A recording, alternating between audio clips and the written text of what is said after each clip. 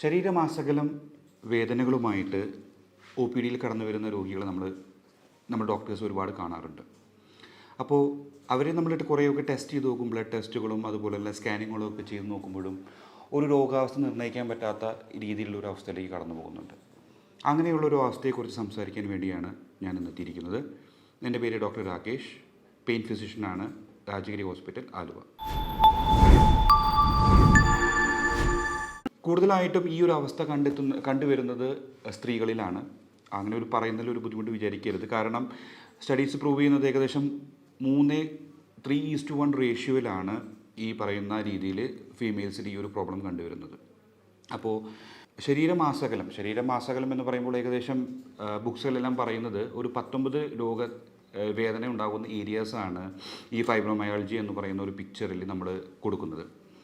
അതായത് ഒരു രോഗി നമ്മുടെ അടുത്തേക്ക് കടന്നു വരുമ്പോൾ അവർ കൈകളിലൊരു വേദന പറയുന്നു, കഴുത്തിലൊരു വേദന പറയുന്നു, തലവേദന പറയുന്നു, വയറുവേദന, നെഞ്ചുവേദന, അങ്ങനെ ഇത്രയധികം ഏരിയാസിൽ ഒരു രോഗി നമ്മുടെ അടുത്ത് വന്നിട്ട് വേദന പറയുമ്പോൾ പലപ്പോഴും നമുക്കൊരു രോഗനിർണയത്തിലേക്ക് എത്താൻ വേണ്ടി സാധിക്കുന്നില്ല. കാരണം അതിലൊരു വെല്ലുവിളി എന്ത് വെച്ച് കഴിഞ്ഞാൽ ഒരു ബ്ലഡ് ടെസ്റ്റോ ഒരു സ്കാനിങ്ങോ ചെയ്തത് മൂലമോ ഈ ഫൈബ്രോമയാൾജി എന്ന് പറയുന്ന ഈ രോഗാവസ്ഥയെ നമുക്ക് നിർണ്ണയിക്കാൻ വേണ്ടി സാധിക്കുന്നില്ല. അപ്പോൾ ഇന്നത്തെ വിഷയം അത് തന്നെയാണ്, ഫൈബ്രോമയാൾജിയ. അപ്പോൾ ഈ ഫൈബ്രോമയാൾജിയ എന്ന് പറയുന്ന അസുഖം, ഇതിൻ്റെ ബുദ്ധിമുട്ട് കൊണ്ട് അനുഭവിക്കുന്ന ഒരുപാട് ആൾക്കാർ നമ്മുടെ സൊസൈറ്റിയിലുണ്ട്. കാരണം അതിൻ്റെ ഒരു ബേസിക് ഒരു പ്രോബ്ലം എന്ന് വെച്ച് കഴിഞ്ഞാൽ ഈ ഫൈബ്രോമയാൾജിയയ്ക്കൊരു ഡെഫിനിറ്റീവ് ആയിട്ടുള്ള ഒരു ലാബ് ടെസ്റ്റ് ഇല്ല, അല്ലെങ്കിൽ അത് കണ്ടുപിടിക്കാനുള്ള ഒരു മാർഗ്ഗമില്ല. എന്നാൽ അത് കണ്ടുപിടിച്ച് കഴിഞ്ഞാൽ ഇന്ന ഒരു തെറാപ്പി ചെയ്ത് കഴിഞ്ഞാൽ അതിനെ കംപ്ലീറ്റ് ആയിട്ട് മാറ്റാൻ പറ്റുമൊന്നുമില്ല.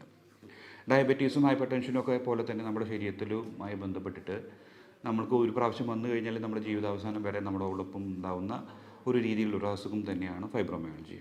നേരത്തെ പറഞ്ഞതുപോലെ 2.74 എക്സാക്ട്ലി 2.74 ടൈംസ് ഫീമെയിൽസിൽ ഈ രോഗം കണ്ടുവരുന്നുണ്ട്. അപ്പോൾ ഈ ഫൈബ്രോമയാൾജിയ എന്ന് പറയുന്ന അസുഖം എങ്ങനെ കണ്ടുവരുന്നു എന്ന് ചോദിച്ചു കഴിഞ്ഞാൽ ആക്ച്വലി ഇതിൻ്റെ പത്തോളജിയിലേക്ക് നമ്മൾ പോവുകയാണെങ്കിൽ ബേസിക്കലി അത് ജെനറ്റിക് ആയിട്ടാണ് വരുന്നത്. ജെനറ്റിക്കായിട്ട് നമ്മുടെ ശരീരത്തിലെ ഓരോ ശരീരത്തിൽ നിന്നുള്ള വേദനകൾ നമ്മുടെ ബ്രെയിനിലെത്തിയിട്ടാണ് ആ വേദനയാണെന്ന് മനസ്സിലാവുന്നത്. അതുപോലെ തന്നെ കേൾവി, അതുപോലെ തന്നെ നമുക്ക് ടേസ്റ്റ് ചെയ്യുന്ന ഭക്ഷണപദാർത്ഥങ്ങളുടെ ടേസ്റ്റ്, അതെല്ലാം ബ്രെയിനിലെത്തിയിട്ടാണ് പ്രോസസ്സ് ചെയ്യുന്നത്. അപ്പോൾ അതിന് വേണ്ടി വരുന്ന ഹോർമോൺസാണ് സെറട്ടോണിൻ, നോറെപ്പിനെഫ്രിൻ എന്ന് പറയുന്ന രീതിയിലുള്ള ഹോർമോൺസ്. അപ്പോൾ അതിൻ്റെ രാസപ്രവർത്തനങ്ങളിൽ ഒരു വ്യത്യാസങ്ങൾ വന്നതും മൂലം എല്ലാ തരത്തിലുള്ള സെൻസറി ആക്ടിവിറ്റീസും എല്ലാ തരത്തിലുള്ള കാര്യങ്ങളും ആംപ്ലിഫൈ ചെയ്യുന്നു. അതായത് നമ്മുടെ നോർമലി നടക്കുന്ന ഒരു രാസപ്രവർത്തനത്തിനിടയിൽ ഒരു ആംപ്ലിഫയർ ഘടിപ്പിച്ച ഒരു അവസ്ഥയാണ് ഫൈബ്രോമയാൾജിക്ക് ഉണ്ടാവുന്നത്. അപ്പോൾ അതിൻ്റെ ഭാഗമായിട്ട് ഒരു രോഗിക്ക് ഒരു ചെറിയൊരു വേദന തന്നാൽ തന്നെ സാധാരണ വ്യക്തികളിൽ കാണുന്നതിനേക്കാൾ ഇരട്ടിയിലധികമോ ആയിട്ട് ആ രോഗിക്ക് ആ വേദന അനുഭവപ്പെടുന്നു. അത് വേദന മാത്രം ആയിക്കൊള്ളണമെന്നില്ല, ഒരു പ്രഷർ സെൻസേഷൻ ആയാലും ഒരു 3-4 തവണ മൾട്ടിപ്ലൈ ചെയ്തിട്ട് ആ രോഗിക്ക് കാണുവാൻ വേണ്ടി സാധിക്കുന്നുണ്ട്. അപ്പോൾ ഇങ്ങനെയുള്ള രോഗികളിൽ ആ ട്രീറ്റ്മെൻറ്റും ഭയങ്കരമായിട്ട് ബുദ്ധിമുട്ടാണ്. കാരണം എന്താ വെച്ച് കഴിഞ്ഞാൽ ആ രോഗികൾ നമ്മളോട് പറയുന്ന റീജിയൻസ് ഉണ്ടാവും. അത് ഏകദേശം 19 ഏരിയാസ് ഓൾറെഡി ഡിസ്ക്രൈബ് ചെയ്ത് വെച്ചിട്ടുണ്ട്. അപ്പോൾ അതിൽ ഒരു 10-11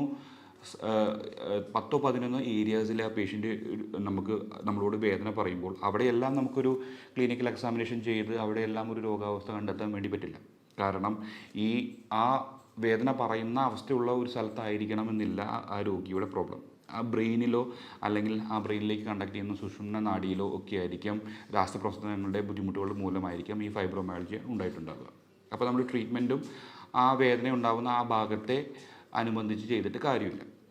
ഇതിനോടൊപ്പം തന്നെ ഈ വേദന മാത്രമാണോ ഈ ഫൈബ്രോമയാൾജിയുടെ ലക്ഷണങ്ങളെന്ന് ചോദിച്ചു കഴിഞ്ഞാൽ അത് മാത്രം പോലെ അതിനോടൊപ്പം തന്നെ ആ 5-6 അതിനോടൊപ്പം നിൽക്കുന്ന സിംറ്റംസ് ഉണ്ട്. അതിലൊന്നാണ് ഫറ്റീഗ് എന്ന് പറയും. ഫറ്റീഗ് എന്ന് പറഞ്ഞു കഴിഞ്ഞാൽ രാവിലെ മുതൽ രാത്രി വരെ ഒന്നും ചെയ്യാൻ തോന്നാത്ത രീതിയിൽ ആകെ തളർന്നിരിക്കുക, ഒന്നും ചെയ്യാനൊരു ഉത്സാഹമില്ലാത്തൊരവസ്ഥ. അതിന് നമ്മൾ 0 മുതൽ 3 വരെ ഗ്രേഡ് ചെയ്യുന്നുണ്ട്. പിന്നെ രാത്രി ഒരു 7-8 മണിക്കൂർ ഉറങ്ങിക്കഴിഞ്ഞാലും രാവിലെ എണീക്കുമ്പോൾ ഫ്രഷായ പോലെ ഫീലിംഗ് ഇല്ലാത്തൊരു അവസ്ഥ, അതിന് നമ്മൾ 3 വരെ ഗ്രേഡ് ചെയ്യുന്നുണ്ട്. അതുപോലെ തന്നെ ഓർമ്മ കുറവ്, ഒരു കാര്യം ആരെങ്കിലും സംസാരിക്കുമ്പോൾ അതിലേക്ക് ശ്രദ്ധിച്ചിരിക്കാൻ പറ്റാത്ത അവസ്ഥ, അങ്ങനെയും അതിനെയും നമ്മൾ 3 ഗ്രേഡ് ചെയ്യുന്നുണ്ട്. അതോടൊപ്പം തന്നെ ഹെഡേക്ക്, ഡിപ്രഷൻ പോലെയുള്ള അവസ്ഥ, അതുപോലെ തന്നെ ഇറിറ്റബിൾ ബവൽ സിൻഡ്രോം, അതായത് വയറുവേദന, വയറിളക്കം പോലുള്ള അവസ്ഥ. അതിനോടൊപ്പം തന്നെ ഒരുപാട് അധികം വേദന അല്ലാതെ തന്നെ ഫൈബ്രോമയാൾജിയുടെ ഭാഗമായി നിൽക്കുന്ന ഒരുപാട് സിംറ്റംസ് വേറെയുണ്ട്. അപ്പോൾ ഇതിനെല്ലാം കൂടി ചേർന്ന് ഒരു സ്കോറിങ്ങിലേക്ക് ഉൾപ്പെടുത്തി ഒരു 30-ൽ ഒരു 12 സ്കോറിങ്, ഇത് പഴയ ക്രൈറ്റീരിയ വെച്ചിട്ടാണ് പറയുന്നത്, 12 സ്കോറിങ്ങിലേക്ക് എത്തുമ്പോഴാണ് നമ്മളതിനെ ഫൈബ്രോമയാൾജിയ എന്ന് പറയുന്നത്.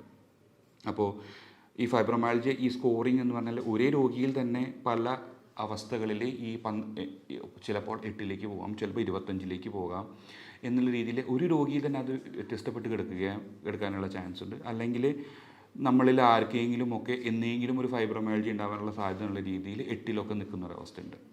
അപ്പോൾ അതെങ്ങനെ ഫൈബ്രോമയാൾജിയിലേക്ക് പോകുന്നു എന്ന് ചോദിച്ചു കഴിഞ്ഞാൽ അതിന് 2 മോഡൽസാണ് പറയുന്നത്. ഒന്ന് ബ്രെയിനിൽ നിന്ന് താഴേക്ക് വരുന്ന ഒരു മോഡലും, ഒന്ന് താഴെ നിന്ന് മുകളിലേക്ക് വരുന്ന ഒരു മോഡൽ. അതിന് bottom up model, bottom model എന്നിങ്ങനെ 2ആയി തരംതിരിക്കും. അതിൽ ടോപ്പ് ടു ബോട്ടം മോഡൽ എന്ന് പറയുകയാണെങ്കിൽ അവർ ജന്മനാ തന്നെ ഒരു ജനറ്റിക് വർക്കപ്പിൻ്റെ ഒരു വിഷയം കൊണ്ട് അവരെന്ത് ചെയ്യും, അവർ ഓൾറെഡി ഫൈബ്രോമയാൾജി, അവർക്കൊരു പ്രത്യേകിച്ച് ഒരു രോഗം വരണമെന്ന് നിർബന്ധമൊന്നുമില്ല. അവർ ജീവിതത്തിൻ്റെ ഏതൊരു സാഹചര്യത്തിൽ ഒരു ഫൈബ്രോമയാൾജി രോഗിയായി മാറും. ഈ പറഞ്ഞ 30 സ്കോറിങ്ങിലേക്ക് വേണ്ടി വരുന്ന കാര്യങ്ങളെല്ലാം ഉൾപ്പെട്ടിട്ട് ഒരു ഫൈബ്രോമയാൾജി രോഗിയായിട്ട് മാറാനുള്ള ചാൻസ് ഉണ്ട്. പിന്നീടുള്ളൊരു വിഭാഗം എന്താ വെച്ച് കഴിഞ്ഞാൽ അത്രയും ഒരു ജനറ്റിക്കായിട്ട് ഫൈബ്രോമയാൾജിയിലേക്ക് എത്താനുള്ള ഒരു ചാൻസ് ഉണ്ടാവില്ല. പക്ഷേ അവരിലേക്ക് ഒരു ഫ്രാക്ചർ സംഭവിക്കുകയോ, കാലിനൊരു ഫ്രാക്ചറോ, ഒരു നടുവേദനയോ, ഒരു മൈഗ്രെയിനോ ഒക്കെ ഉണ്ടാവുകയാണെങ്കിൽ അതിൻ്റെ ഒരു സൈക്കോളജിക്കൽ ഇമ്പാക്റ്റ് മൂലം അവർ മെല്ലെ മെല്ലെ ഫൈബ്രോമയാൾജിയുടെ പിക്ചറിലേക്ക് വരികയാണ്. ഫൈബ്രോമയാൾജിയുടെ പിക്ചറിലേക്ക് വന്നു കഴിഞ്ഞാൽ ആ ലൂപ്പിൽ നിന്ന് പുറമെ കിടക്കുക എന്ന് പറഞ്ഞു കഴിഞ്ഞാൽ കുറച്ച് ബുദ്ധിമുട്ടുള്ള കാര്യമാണ്. അതായത് 12 ഔട്ട് ഓഫ് 30 എന്ന് പറഞ്ഞ സ്കോറിൻ്റെ മുകളിലേക്ക് കടന്നു കഴിഞ്ഞാൽ ഒരു ഡയബറ്റീസൊക്കെ പോലെ വന്ന പോലൊരു അവസ്ഥയാണ്. പിന്നെ ആ ലൂപ്പിൽ നിന്ന് ഈ പറഞ്ഞ നേരത്തെ മുമ്പത്തെ വീഡിയോകളിൽ പറഞ്ഞ പോലെ എന്നൊരവസ്ഥയിലേക്ക് തിരിച്ചു പോരുക എന്ന് പറഞ്ഞു കഴിഞ്ഞാൽ ഒരു ബുദ്ധിമുട്ടുള്ള അവസ്ഥയാണ്. അപ്പോൾ അങ്ങനൊരു അവസ്ഥയിലെത്തി. അപ്പോൾ ഒരു വേദന മാത്രമാണോ? വേദന എന്ന് പറയുകയാണെങ്കിൽ നമുക്കൊരു ഫ്രാക്ചർ സംഭവിക്കുമ്പോൾ ഒരു നടുവേദന ഉണ്ടാകുമ്പോൾ നടുഭാഗത്ത് മാത്രം വേദന ഉണ്ടാവുള്ളൂ. അപ്പോൾ നമ്മുടെ ശരീരത്തിൽ ഒരു 19 ഏരിയാസിൽ ഈ ഒരു വേദന ഉണ്ടാകുന്നൊരവസ്ഥ, ആ അവസ്ഥ ട്രീറ്റ് ചെയ്യാനുള്ള ഒരു മാർഗ്ഗമില്ലാത്തുള്ള അവസ്ഥ, അത് ലാബ് ടെസ്റ്റിൽ കണ്ടുപിടിക്കാൻ പറ്റാത്തൊരവസ്ഥ, അതിനേക്കാളൊക്കെ ഉപരി അതിൻ്റെ ഒരു റീസൺ കണ്ടുപിടിക്കാൻ പറ്റാത്തൊരവസ്ഥ ഉള്ളതുകൊണ്ട് തൻ്റെ രോഗം മാനസികമാണെന്ന് മുദ്രകുത്തപ്പെടുന്ന അവസ്ഥ, ഈ അവസ്ഥകളിലൂടെയൊക്കെയാണ് ആ രോഗി കടന്നു പോകുന്നത്. അപ്പോൾ ആ രോഗിക്ക് വേദനയാണോ ഏറ്റവും ഇമ്പോർട്ടൻ്റ് പ്രോബ്ലം എന്ന് ചോദിച്ചു കഴിഞ്ഞാൽ ചിലപ്പോൾ അതായിരിക്കില്ല. ഫറ്റീഗ്, ടയേർഡ്നെസ് മൂലം തൻ്റെ നോർമൽ ആക്ടിവിറ്റീസ് ചെയ്യാൻ വേണ്ടി പറ്റുന്നില്ല, അതും ഒരു ബുദ്ധിമുട്ടാണ്. ഒരു കാര്യത്തിനും ശ്രദ്ധിക്കാൻ വേണ്ടി പറ്റുന്നില്ല. കാരണം ആരെങ്കിലും ഒരാളൊരു കാര്യം സംസാരിക്കുമ്പോൾ ഈ വ്യക്തിക്ക് അത് ഓർത്തെടുക്കാനും അതിൽ ശ്രദ്ധ കണ്ടിന്യൂ ചെയ്യാനും പറ്റുന്നില്ല. അല്ലെങ്കിൽ ഒരു ഹെഡ് ഏക്ക്, തലവേദന വരുന്നത് മൂലം ഒരു 4 മണിക്ക് ഇന്ന ആളെ മീറ്റ് ചെയ്യാം, ഇന്ന കാര്യങ്ങൾ ചെയ്യാമെന്ന് പ്ലാൻ ചെയ്യാൻ പറ്റുന്നില്ല. കാരണം ആ സമയമാകുമ്പോൾ ചിലപ്പോൾ തലവേദനയായിട്ട് കിടക്കുകയായിരിക്കും. പിന്നെ ഒരു ഭക്ഷണപദാർത്ഥം കഴിക്കാൻ പറ്റാത്ത അവസ്ഥ, കാരണം ഡയേറിയ, വയറുവേദന പോലുള്ള അവസ്ഥ. അങ്ങനെ ഒരു രോഗിയെ ഏതൊക്കെ തലത്തിൽ, ഡിപ്രഷൻ പോലുള്ള അവസ്ഥ, അപ്പോൾ ഒരു രോഗിയുടെ നോർമൽ ആക്ടിവിറ്റീസിനെ മുഴുവൻ കോംപ്രമൈസ് ചെയ്യുന്ന രീതിയിലുള്ള രോഗമാണ് ഫൈബ്രോമയാൾജിയ. അപ്പോൾ അതുമാത്രമല്ല, ആ രോഗിയെ അതിനെ പുറത്തേക്ക് എത്തിക്കാൻ വേണ്ടിയിട്ട് അയാൾ ഒരു ഡോക്ടറുടെ അടുത്തേക്ക് പോകുമ്പോൾ ആ ഡോക്ടർ കുറച്ച് ടെസ്റ്റുകളും ബ്ലഡ് ഇൻവെസ്റ്റിഗേഷൻ ചെയ്യുന്നു, ആർത്രൈറ്റീസ് റൂൾ ഔട്ട് ചെയ്യുന്നു. അതിൻ്റെ ഒരു കോമൺ ഡിഫറൻഷ്യൽ ഡയഗ്നോസിസാണ് റുമറ്റോയ്ഡ് ആർത്രൈറ്റീസ്. ശരീരത്തിലെ എല്ലാ ജോയിൻസിലുണ്ടാകുന്ന ആർത്രൈറ്റിസുകൾ. അപ്പോൾ അത് ഒഴിവാക്കാൻ വേണ്ടിയിട്ട്, അത് റൂൾ ഔട്ട് ചെയ്യാൻ വേണ്ടിയിട്ട് ചെയ്യുന്നു. പിന്നെ നടുവേദനയ്ക്കുള്ള ടെസ്റ്റുകൾ ചെയ്യുന്നു, ബ്ലഡ് ടെസ്റ്റുകൾ ചെയ്യുന്നു, തൈറോയിഡിൻ്റെ ടെസ്റ്റ്, തൈറോയിഡൊക്കെ കുറഞ്ഞിരിക്കുന്ന അവസ്ഥയിൽ ഫൈബ്രോമയാൾജി പോലുള്ള പിക്ചർ ഉണ്ടാവാനുള്ള ചാൻസ് ഉണ്ട്. അപ്പോൾ തൈറോയിഡ്, വൈറ്റമിൻ ഡി എല്ലാം നമ്മൾ റൂൾ ഔട്ട് ചെയ്ത് നോക്കുമ്പോൾ അതൊക്കെ നോർമലായിരിക്കുന്ന ഒരു അവസ്ഥയിൽ അവസാനമാണ് നമ്മൾ ഈ ഫൈബ്രോമയാൾജി എന്ന് പറയുന്ന ഡയഗ്നോസിലേക്ക് എത്തുന്നത്. അപ്പോൾ ഫൈബ്രോമയാൾജി എന്ന് പറയുന്ന ഡയഗ്നോസിലേക്ക് എല്ലാം ഒഴിവായിട്ട് ഫൈബ്രോമയാൾജിയിലേക്ക് എത്തിക്കഴിഞ്ഞാൽ ഇനി അതിന് ട്രീറ്റ്മെൻ്റ് ഒന്നുമില്ല എന്ന് പറഞ്ഞ് രോഗിയുമായി മടക്കി അയക്കുന്ന അവസ്ഥയാണ് ഈ ഫൈബ്രോമയാൾജിക്ക് ഉള്ളത്. അപ്പോൾ പക്ഷേ ഒരു പെയിൻ സ്പെഷ്യലിസ്റ്റിന് ഇങ്ങനത്തെ ഒരു അവസ്ഥയെ അതിൻ്റെ കാരണം എന്താണെന്ന് വ്യക്തമായി മനസ്സിലാക്കാൻ വേണ്ടി പറ്റും. കാരണം ആ രോഗി പറയുന്ന ശരീര അവയവങ്ങളിലല്ല വേദനയെന്നും ആ വേദനയുടെ പ്രോസസ്സിങ്ങിലാണ് പ്രശ്നമെന്നും ഒരു പെയിൻ ഫിസിഷ്യൻ യഥാക്രമം മനസ്സിലാക്കാൻ വേണ്ടി സാധിക്കുകയും മെഡിസിൻസ് ഉണ്ടോ എന്ന് ചോദിച്ചു കഴിഞ്ഞാൽ ഡയബറ്റീസിനൊക്കെ മെഡിസിൻസ് കൺട്രോൾ ചെയ്യുന്നത് പോലെ തന്നെ നമുക്ക് എന്താ പറയുക, ഈ സെൻട്രൽ ന്യൂറൽ പ്രോസസ്സിങ്ങിൻ്റെ ബുദ്ധിമുട്ടാണെന്ന് പറഞ്ഞല്ലോ, അതിനെയൊക്കെ നല്ല രീതിയിൽ കൺട്രോൾ ചെയ്ത് കൊണ്ടുപറ്റുന്ന രീതിയിലുള്ള മെഡിസിൻസ് ഉണ്ട്. എന്നാൽ ആ മെഡിസിൻ കൊണ്ട് മുഴുവനായിട്ടും രോഗം മാറ്റാൻ പറ്റുമെന്ന് ചോദിച്ചു കഴിഞ്ഞാൽ അതുമില്ല. അപ്പോൾ ഈ പറഞ്ഞ ടയേർഡ്നെസ്സും ഈ പറഞ്ഞ വേദനയൊക്കെ മാറണമെങ്കിൽ ഞാൻ മുമ്പേ പറഞ്ഞിട്ടുള്ളതുപോലെ തന്നെ എവിടെ നിന്ന് ശരീരത്തിൻ്റെ ഏതൊക്കെ ഭാഗത്തു നിന്നാണോ വേദന ബ്രെയിനിലേക്ക് എത്തിക്കൊണ്ടിരുന്നത് ആ ഏരിയകളിൽ നിന്നൊക്കെ നോർമൽ ഡേ ടു ഡേ ആക്ടിവിറ്റീസിൻ്റെ സിഗ്നൽസ് ബ്രെയിനിലേക്ക് എത്തിക്കണം. അതിനുള്ള ഏറ്റവും നല്ല മാർഗ്ഗമാണ് എക്സസൈസ്. അപ്പോൾ ഫൈബ്രോമയാൾജി എന്ന് പറഞ്ഞാൽ വരുന്ന രോഗിക്ക് അനങ്ങാൻ പോലും പറ്റാത്ത രീതിയിൽ വരുന്നൊരു രോഗിക്ക് ഉടനടി ഒരു 30-40 മിനിറ്റ് എക്സസൈസ് പറഞ്ഞു കഴിഞ്ഞാൽ ആ രോഗി വീണ്ടും വേദന എക്സസർബേറ്റ് ചെയ്ത് അല്ലെങ്കിൽ കൂടിയിട്ടാണ് നമ്മുടെ അടുത്തേക്ക് തിരിച്ചു വരിക. അപ്പോൾ അത് പറ്റില്ല.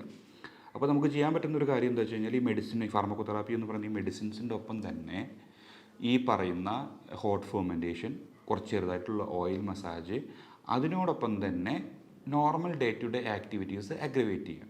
അത് നമ്മൾ ഇരുന്നോട്ടിരുന്ന് മറ്റൊരാളോടാണ് ഒരു ഫാൻ ഓണാക്കാൻ പറഞ്ഞിട്ടുണ്ടെങ്കിൽ നമ്മുടെ അടുത്ത സ്റ്റെപ്പിൽ നമ്മൾ സ്വയം നടന്ന ആ ഫാൻ ഓണാക്കുന്ന അവസ്ഥയിലേക്ക് എത്തുക.